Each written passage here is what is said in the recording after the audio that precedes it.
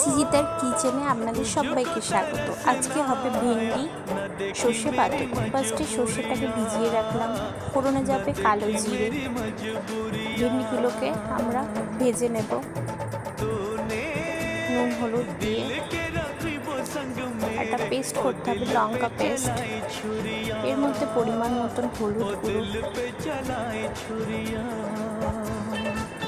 স্বাদ মতন নুন, স্বাদ মতন চিনি। মশলাটাকে আমরা দিয়ে দেব, মশলাটাকে দিয়ে আমরা কষিয়ে নেব।